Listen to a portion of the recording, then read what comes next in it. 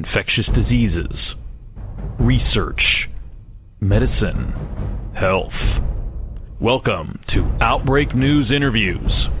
And now, broadcasting from the Outbreak News Skylar Studios in beautiful West Central Florida, here is your host, microbiologist and editor of OutbreakNewsToday.com, Robert Harriman. Well, hey everybody, this is Robert, and welcome to Outbreak News Interviews. Now, fluoroquinolones are a type of antibiotic that's a pretty important part of a physician's prescribing arsenal.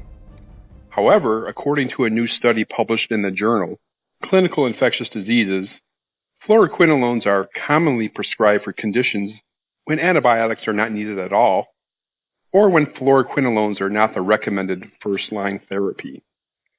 Well, joining me to talk about fluoroquinolones and the study's findings is infectious disease physician and friend of the show, Stephen LaRosa, MD.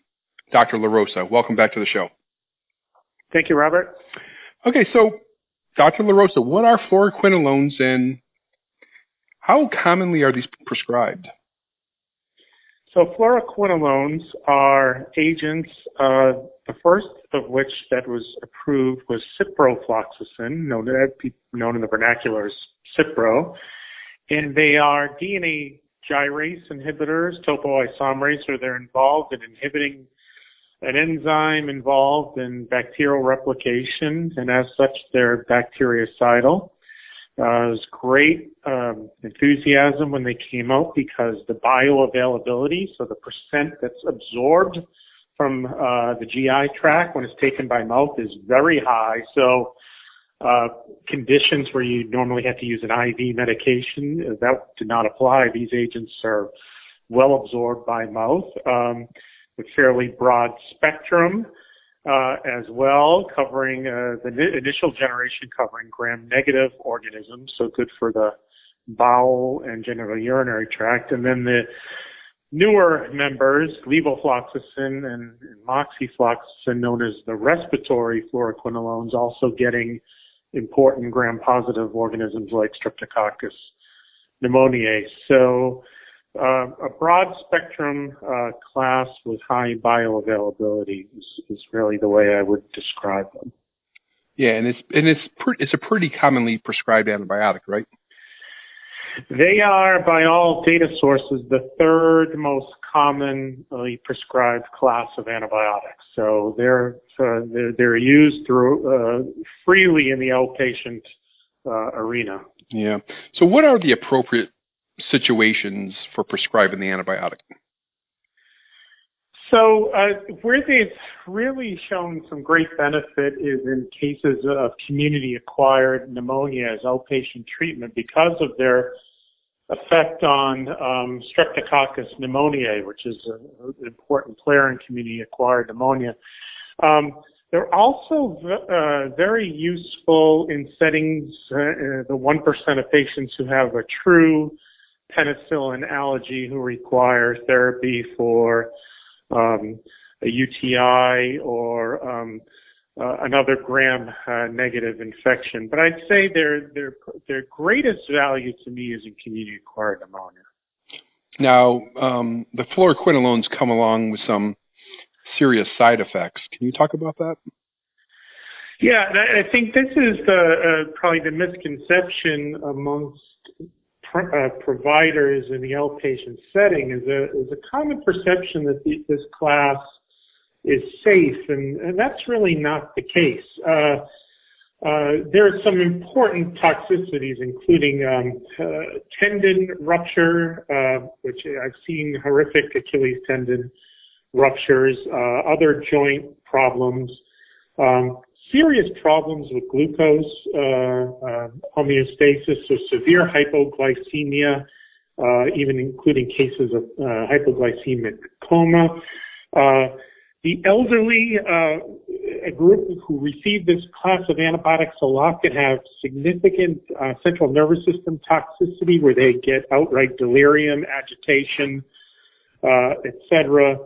So CNS problems as well. And I think those would be the major toxicities. And then again, one of the big problems these days is Clostridium difficile colitis, where In a study in England, the quinolones were really driving the Clostridium difficile epidemic. And in fact, when they clamped down on quinolone use, they dropped their C. diff rate dramatically. So I think of quinolones as probably, in terms of antibiotics, the major risk factor for the development of C. diff colitis, which is obviously can be a devastating complication. Sure. Now, do physicians have an obligation of telling patients of the possible side effects?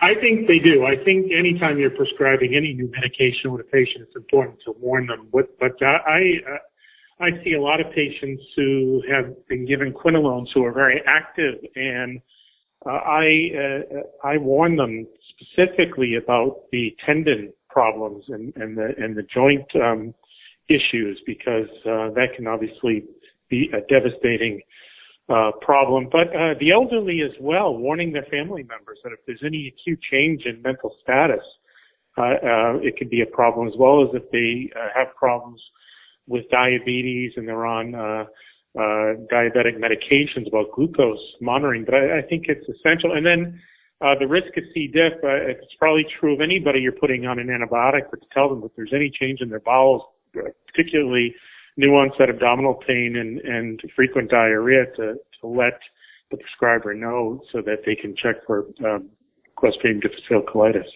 Yeah. Now, the Food and Drug Administration periodically puts out a new black box warning. Dr. LaRosa, what's a black box warning?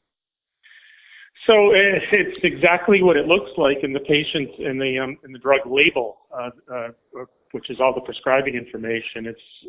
It's serious adverse events that could have been seen and could occur in patients in a particular on a particular drug, and it's outlined in a black box. And for quinolones, there have been multiple black box warnings along the way, including about the tendon issues, the muscle issues, the joint issues, the central nervous system issues, and most recently about the glucose and the hypoglycemic events. Right.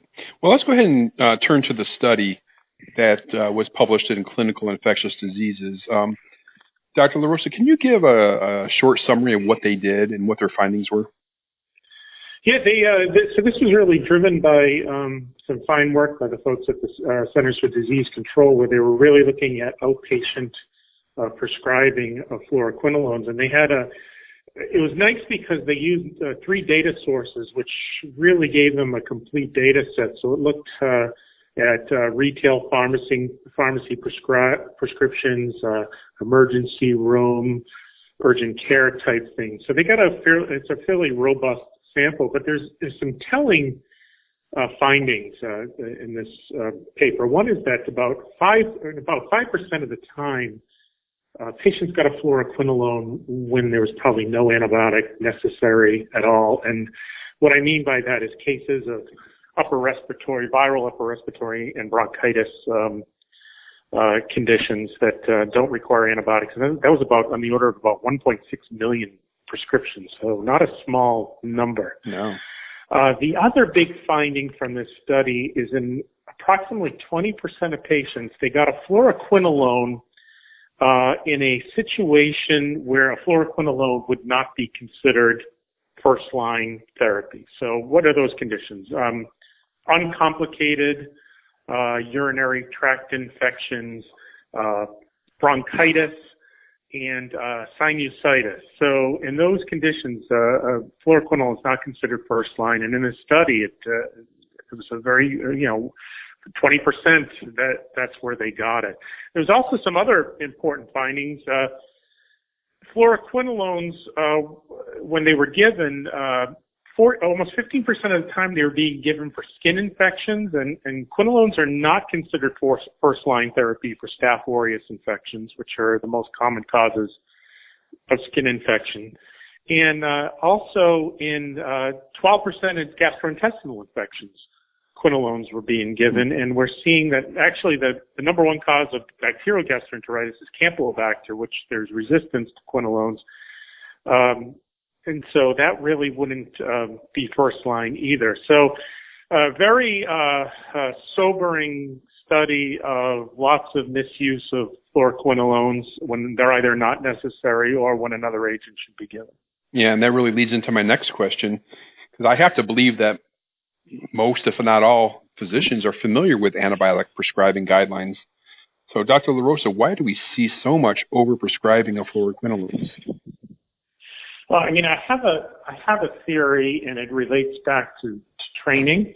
For internal medicine training programs, infectious disease used to be a mandatory rotation. It's no longer a mandatory rotation. So what I tend to see these days in physicians coming out of training is the level of knowledge about the use and dosing of antibiotics has really fallen off, which has made the job of an infectious disease physician and antibiotic stewards more difficult. But it really just emphasizes the need for both inpatient and outpatient antibiotic stewardship, because my personal opinion is that the training is not sufficient on the appropriate use of antibiotics. Okay. Any final thoughts on this topic?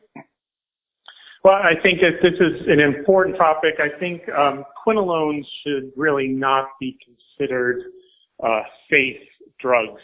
They're good drugs when you need them and you're low on options, but I wouldn't consider them safe. And the other point being is we have more and more technologies like biomarkers that help differentiate bacterial from viral infections. In those settings, you can help distinguish whether you need an antibiotic at all. So things like procalcitonin can help you tell you if it's normal that you don't need an antibiotic. And I would consider the use of those tests to try to not give antibiotics when they're not necessary. Very good. Well, I want to thank you, Dr. Stephen LaRosa, for your time and your expertise on this topic. I appreciate it, sir. Thank you.